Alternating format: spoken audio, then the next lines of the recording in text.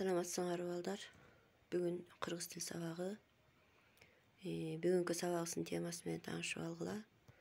Бүгүнкү сабагыбыздын темасы балдар таандык байланыш. Биз буга чейин өткөнбүз. Биз өткөндө ыкташы байланышын өткөнбүз. Бүгүн таандык байланышты өтөбүз. Максатыбыз менен таанышып алгыла. Таандык байланыш тууралуу маалымат алабыз. Таандык байланыштагы сөз айкаштарын кээбибизде колдонуп салыштырабыз. Эми балдар дагы бир сыйра кайталап кетейин. Сөз айкаштын байланышуу жолдору төртөө дегем, ээрчишүү, ыкташуу, башкаруу, таандык.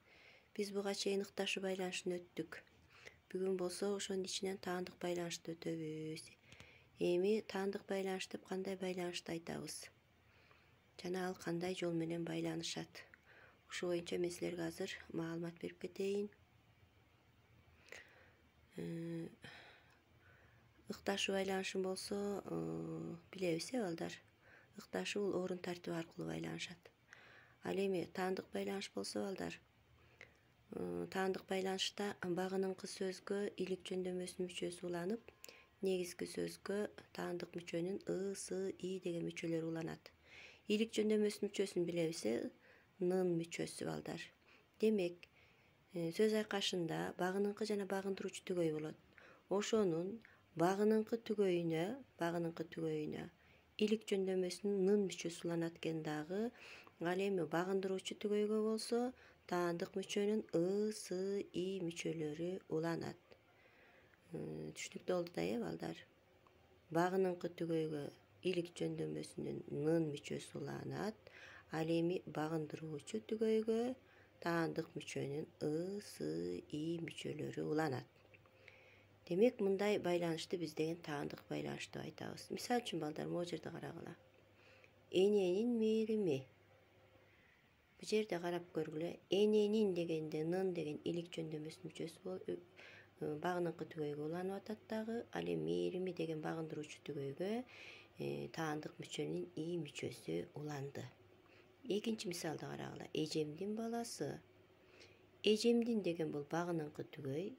Баласы деген багындыруучу түгөй. Бул жерде негизги сөз баласы.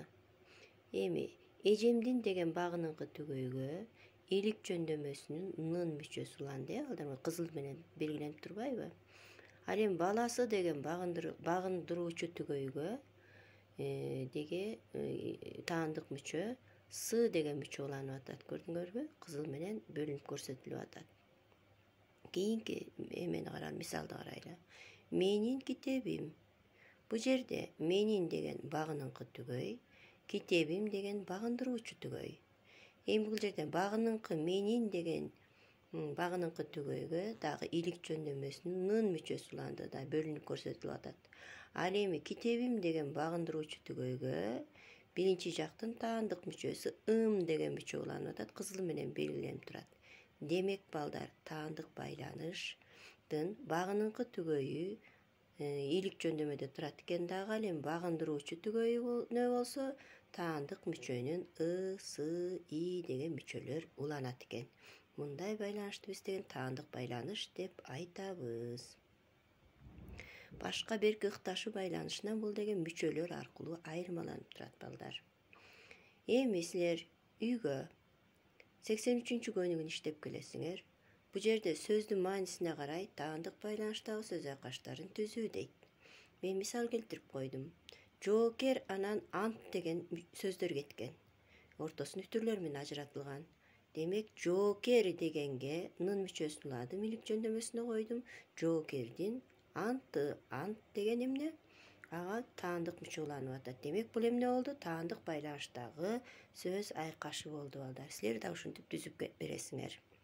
Андан кийинки көнүгүү 84-чү көнүгүү. Мында шарттуу белгинин ордуна тиешелүү мүчөнү коюп, таандык байланыштагы сөз айкашын тапкыла дейт.